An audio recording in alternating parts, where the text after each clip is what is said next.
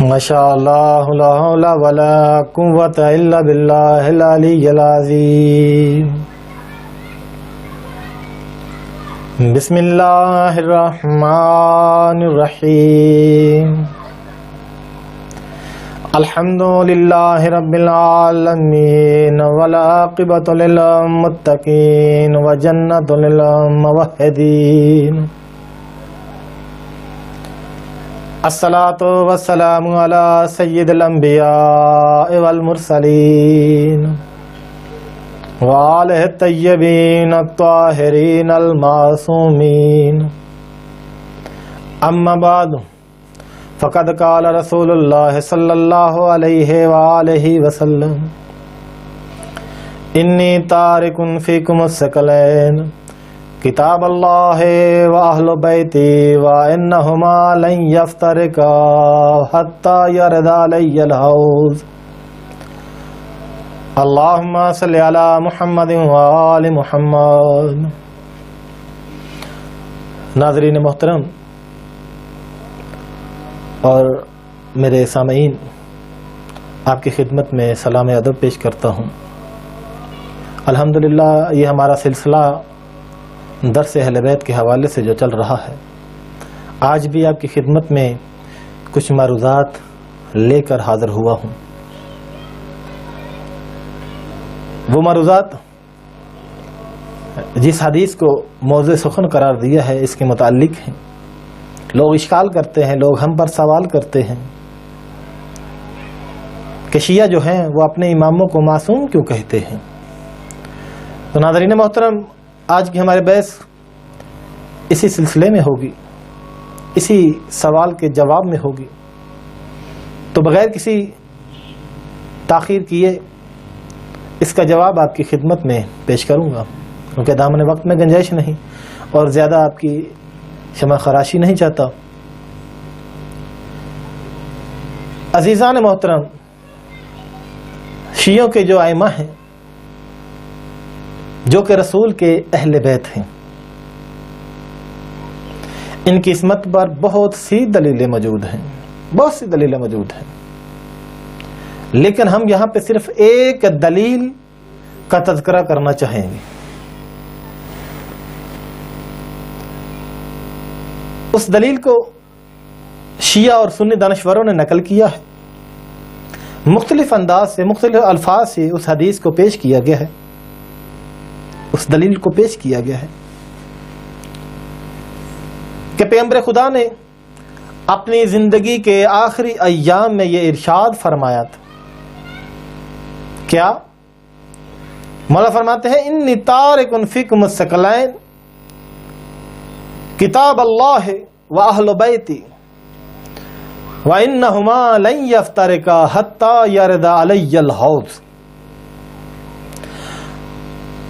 آپ سرکار ختمی مرتبت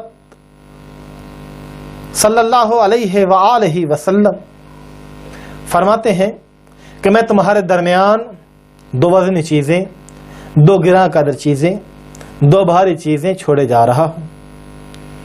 ایک کتاب خدا جو کہ قرآن مجید ہے، اور دوسری جو ہے وہ میرے اطرت اور اہل بیت ہیں۔ یہ دونوں چیزیں ہرگز ایک دوسرے سے جدا نہ ہوں گی یہاں تک کہ حوض کوثر پر میرے پاس پہنچیں گے۔ تو عزیزان محترم، اگر کوئی چاہتا ہے کہ ہم حوض کوثر پر پاک پیغمبر کے دست مبارک سے سیراب ہوں تو پھر وہ ان دونوں کا دامن تھام لے، کیونکہ یہ دونوں ایک دوسرے سے جدا نہیں ہیں۔ اگر کوئی قرآن کو تھام لے اور اہل بیت کو چھوڑ دے، قرآن اسے کوئی فائدہ نہیں دے گا۔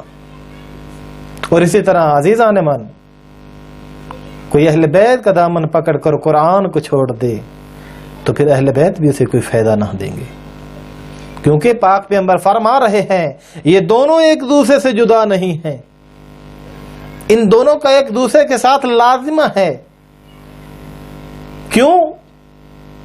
کہ ایک کتاب وہ ہے کہ جو تحریر کی شکل میں آپ پر پہنچی ہے، اور دوسرے جو ہیں وہ وارث ہیں اس کے، اس کو بیان کرنے والے ہیں، اور وہ اس کو پڑھ پڑھ کے آپ کو سمجھانے آئے ہیں۔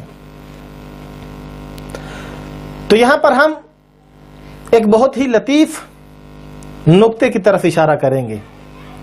وہ نقطہ یہ ہے کہ قرآن مجید ہر قسم کے انحراف اور گمراہی سے محفوظ ہے،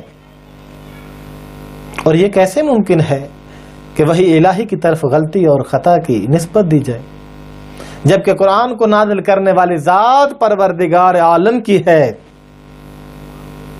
اور اسے لانے والا فرشتہ وحی ہے، اور اسے لینے والی شخصیت پیغمبر خدا کی ہے، اور ان تینوں کا معصوم ہونا آفتاب کی طرح روشن ہے۔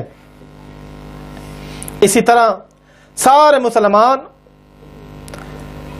یہ عقیدہ رکھتے ہیں کہ پیغمبر خدا وحی کے لینے، اس کی حفاظت کرنے اور اس کی تبلیغ کرنے کے سلسلے میں ہر قسم کے اشتباہ سے محفوظ تھے، ہر قسم کی لغزش سے محفوظ تھے، ہر قسم کے عیب سے محفوظ تھے۔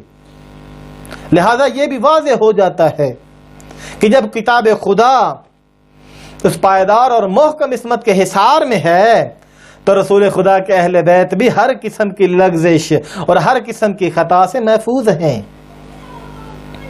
کیونکہ حدیث ثقلین میں پیغمبر خدا نے اپنی اطرت کو امت کی ہدایت اور رہبری کے اعتبار سے قرآن مجید کا ہم رتبہ اور ہم پلہ قرار دیا ہے، اور چونکہ اطرت پیغمبر، اہل بیت پیغمبر اور قرآن مجید ایک دوسرے کے ہم پلہ ہیں، لہذا یہ دونوں عصمت کے لحاظ سے بھی ایک جیسے ہیں۔ دوسرے لفظوں میں یہ کہا جائے گا کہ غیر معصوم فرد یا افراد کو قرآن مجید کا ہم پلہ قرار دینے کا کوئی جواز نہیں بنتا، کوئی وجہ نہیں بنتی تھی۔ اسی طرح ائمہ معصوم علیہم السلام کی عصمت کے سلسلے میں واضح ترین گواہ پیغمبر اکرم صلی اللہ علیہ وآلہ وسلم کا یہ جملہ ہے کہ لن یفترقا حتی یرد علی الحوض، کہ یہ دو ہرگز ہدایت اور رہبری میں ایک دوسرے سے جدا نہ ہوں گے یہاں تک کہ حوض کوثر پر مجھ سے آ ملیں گے۔ اگر پیغمبر خدا کی اہل بیت ہر قسم کی لغزشوں سے محفوظ نہ ہو بالفرض، نعوذ باللہ، اور ان کے بعض کاموں میں خطا کا امکان پایا جاتا ہو، تو وہ قرآن مجید سے جدا ہو کر معاذ اللہ نعوذ باللہ گمراہی کے راستے پر چل پڑیں، کیونکہ قرآن مجید میں خطا اور غلطی کا امکان نہیں ہے، لیکن رسول خدا نے انتہائی شدت کے ساتھ اس فرضیے کی نفی کی ہے۔ خبردار، ایسا میری اہل بیت کے بارے میں نہ سوچنا، نفی فرمائی ہے۔ البتہ یہ نقطہ واضح رہے کہ اس حدیث میں لفظ اہل بیت سے آپ سرکار ختمی مرتبت رسول خدا صلی اللہ علیہ وآلہ وسلم کی مراد آپ کے تمام دوسرے رشتے مراد نہیں ہیں، کیونکہ اس بات میں شک نہیں ہے کہ جو بھی دوسرے رشتے تھے آ کے ملے تھے وہ بعید نہیں ہے کہ وہ لغزشوں سے محفوظ رہے ہوں، ان میں کوئی نہ کوئی لغزش پائی جاتی ہے، کوئی نہ کوئی عیب پایا جاتا تھا۔ لہذا آن حضرت کی اطرت میں سے صرف ایک خاص گروہ اس قسم کے افتخار سے سرفراز تھا، اور یہ قدر و منزلت صرف کچھ گنے چنے افراد کے لیے تھی جو کہ اہل بیت ہیں، اور یہ افراد وہی اہم اہل بیت ہیں جو ہر زمانے میں امت کو راہ دکھانے والے اور سنت پیغمبر کے محافظ اور قرآن کی شریعت کے پاسدار اور قرآن کو بچانے والے ہیں اور شریعت محمد کو بچانے والے ہیں۔ ناظرین محترم، یہ بات واضح اور روشن ہے کہ جب بھی قرآن پر کبھی آنچ آنے کی، کسی نے آنچ دینے کی، یا قرآن کی کسی مشکل میں آپ دیکھیں گے قرآن کو کسی نے اگر انکار کیا ہے قرآن کا یا اسلام کا انکار کیا ہے، تو حقیقت میں جو پاک پیغمبر کے جن کو پاک پیغمبر رہبر اور وارث بنا کے گیا ہے، جن کو رہنما بنا کے گیا ہے، وہی سامنے آتے ہیں، کیونکہ پاک پیغمبر کے بعد اگر کسی زمانے میں قرآن پر مشکل آئی ہے تو اہل بیت پیغمبر ہی آگے بڑھے ہیں، وہی ہیں، کیونکہ یہ ایک دوسرے سے جدا نہیں ہیں۔ اگر میں اپنے الفاظ کو تبدیل کر کے آپ کی خدمت میں پیش کرنا چاہوں تو یہ کہوں گا دونوں قرآن ہے۔ ایک وہ قرآن ہے کہ جس کو پڑھا جاتا ہے جو الفاظ کی صورت میں ہے، اور یہی الفاظ اگر نطق میں آ جائیں، اگر بولنے والے بن جائیں تو وہ اہل بیت نبوت ہیں، وہ ائمہ معصومین علیہم السلام ہیں، وہ ہیں کہ جن کو نعت کے قرآن کہا جاتا ہے۔ ناظرین محترم، میں نے ایک جملہ آپ کی خدمت میں عرض کیا تھا کہ جب بھی قرآن پر مشکل پڑتی ہے یا جب پڑی ہے تو پھر کوئی وارث قرآن ہی آگے بڑھا ہے، اور جب ایک وقت میں ایسا دور، ایسا زمانہ آیا کہ لوگ قرآن کا انکار کر رہے تھے، لوگ قرآن سے دوری کا اعلان کر رہے تھے، ایک لائن ایک شرابی بیٹھ کے ممبر پہ اعلان کر رہا تھا کوئی قرآن نہیں آیا، کوئی وحی نہیں آئی، یہ بنی ہاشم کا ڈونگ ہے۔ تو عزیزان محترم، اس وقت وہ کہ جسے پاک پیغمبر رہبری کے لیے انتخاب کر کے گئے تھے، جن کا اعلان کر کے گئے تھے کہ یہ میرے اہل بیت ہیں، وہ سامنے آیا، کہا خبردار، جب تک حسین زندہ ہے نہ قرآن پہ آنچ آنے دے گا نہ شریعت محمد پر آنچ آنے دے گا۔ ناظرین محترم، میں اپنی گفتگو کو زیادہ طول نہ دوں، اسی قرآن کو بچانے کے لیے امام حسین مدینہ چھوڑ کر نکلے، اسی اسلام کو بچانے کے لیے، قرآن کی عظمت کو بچانے کے لیے۔ اور جب نکلے نا تو سب سے پہلے اپنے نانا کے دربار میں گئے، نانا کی قبر پہ جا کے اپنے آپ کو لٹا دیا، اپنا سینہ نانے کی قبر پہ مس کیا اور کہا نانا رسول، تیری امت اب مجھے مدینہ رہنے نہیں دیتی، نانا حسین کا آخری سلام ہو، نانا ہم جا رہے ہیں تیرا مدینہ چھوڑ کر، نانا حسین جا رہا ہے، ہو سکتا ہے کوئی آئے یا نہ آئے لیکن میں حسین واپس مدینے میں نہیں آؤں گا، نانا اگر میں مدینے کو نہیں چھوڑتا یہ مسلمان تیری شریعت کو ختم کر رہے ہیں، نانا یہ لوگ قرآن کو ختم کر رہے ہیں، یہ قرآن کی عصمت کا انکار کر رہے ہیں، نانا میں تیرا دین بچانے کے لیے کربلا جا رہا ہوں۔ ناظرین محترم، عزاداران امام مظلوم کربلا، حسین نے الوداع نانے کو کہا اور نکلے مدینہ سے۔ جب نکلنے لگے نا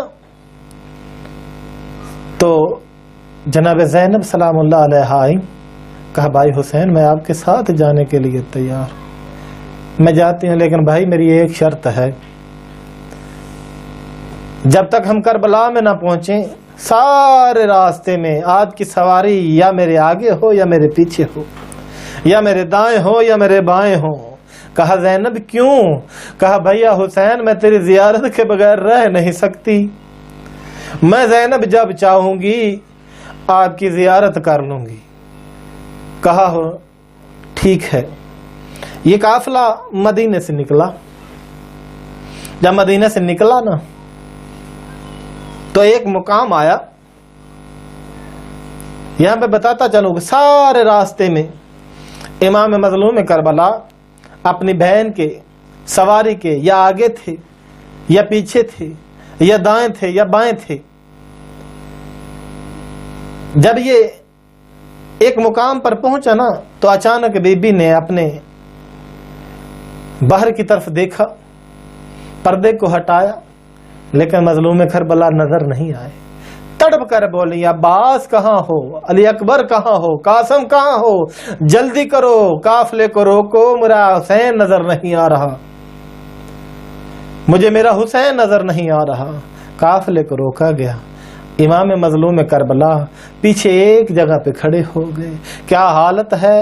امام کے پیچ گل میں آئے پڑے ہیں اور آنکھوں میں آنسو ہیں, تڑپ کر رو رہے ہیں. عباس جب نزدیک پہنچے نا, کہا مولا غلام بھی ابھی زندہ ہو اور آقا کی آنکھوں میں آنسو. اگر آپ کی آنکھوں میں آنسو عباس نہیں دیکھ سکتا, مولا مجھے بتائیں کیا ہوا جس نے آپ کی آنکھوں میں آنسو دے دیے. مولا مجھے بتائیں. مولا فرماتے ہیں عباس مجھے میرے ساتھ وعدہ کرو, میرے ساتھ وعدہ کرو تم جنگ کی اجازت نہیں مانگو گے. جناب عباس نے کہا مولا میں وعدہ کرتا ہوں جنگ کی اجازت نہیں مانگوں گا, لیکن مجھے بتائیں تو صحیح نا آخر کیا ہوا ہے کہ آپ کی آنکھوں میں آنسو ہے, مجھے بتائیں تو صحیح. اب امام حسین مظلوم کربلا نے معجزہ امامت سے جناب عباس کو کہا عباس میری انگلیوں کے درمیان دیکھ. عباس نے جب دیکھا نا تو تڑپ گئے. کیا دیکھتے ہیں؟ مسلم کو بیت عمارہ کی چھت پر لے جایا جا رہا ہے اور ایک ظالم تلوار کو اٹھائے ہوئے ہے. ابھی مسلم کا سر کو قلم کرنے والے ہی تھے. عباس تڑپ کر کہتے ہیں مولا عباس کو ایک دفعہ جانے کی اجازت دے. امام کہتے ہیں عباس میں نے نہیں کہا تھا کہ جنگ کی اجازت نہیں مانگو گے. مولا امام مظلوم کربلا نے جب یہ جملے کہے نا, جناب عباس ہاتھ باندھ کر کہتے ہیں آقا میں جنگ کی اجازت نہیں لے رہا اور بیت عمارہ کی چھت بہت اونچی ہے, میں اپنے بھائی کی لاش کو اٹھانے کے لیے اجازت مانگ رہا ہوں. اجرک من اللہ. عزیزان مظلوم کربلا جب یہ کہا نا جناب عباس نے کہ میں اپنے بھائی مسلم کی لاش کو اٹھانے کے لیے جا رہا ہوں, مولا کوفے میں سارے دشمن ہیں, میں مسلم کی لاش کو اٹھاؤں گا. جناب عباس کو امام مظلوم کربلا نے کہا عباس اب ذرا میری انگلیوں کے درمیان میں نیچے دیکھ. جب دوبارہ دیکھا نا عباس تڑپ گئے. تڑپ کر کہتے ہیں جناب حسین نے کہا عباس کیا ہوا, کیا دیکھا ہے؟ مولا عباس ہاتھ باندھ کر تڑپ کر کہتے ہیں مولا ایک سیاہ پوش بی بی ہے جو اپنے دامن کو پھیلائے ہوئے ہے اور رو رو کر کہہ رہی ہے آؤ میرے مظلوم کا سفیر, آؤ میرے لال کا سفیر, میں بقیہ چھوڑ کر تجھے لینے آئی ہوں. اجرک من اللہ. اللہ تعالیٰ تمہیں مظلوم کربلا کی زیارت نصیب فرمائے. اے مظلوم کربلا کے عزاداران, جب یہ مظلوم کو ذبح کر رہے تھے نا, اب کیا ہوا, ظالموں نے جناب مسلم کو ذبح کر دیا. دامن وقت میں گنجائش نہیں ہے, مختصر کر رہا ہوں. جب مسلم کو ذبح کر دیا نا, اب ذبح کرنے کے بعد ناظرین محترم مجھے بتاؤ کیا مسلمانوں کی روش اور قاعدہ یہی ہے کہ اگر کوئی مسلمان مر جائے تو اس کی لاش کی بے حرمتی کریں؟ نہیں عزیزان من, عزاداران مظلوم کربلا, نہیں, بلکہ مسلمانوں پر ضروری ہے, مسلمانوں پر واجب ہے کہ اگر کوئی پردیسی, اگر کوئی اللہ راسی آپ کے شہر میں مر جائے اور تم اسے جانتے بھی نہ ہو, پھر بھی ہر مسلمان پر واجب ہے کہ اس کے غسل کا انتظام کیا جائے, اس کے کفن کا انتظام کیا جائے, اس کے دفن کا انتظام کیا جائے. عزاداران مظلوم کربلا مجھے معاف کرنا, کیا مسلم کی لاش کو ایسے ہی انتظام کیا تھا؟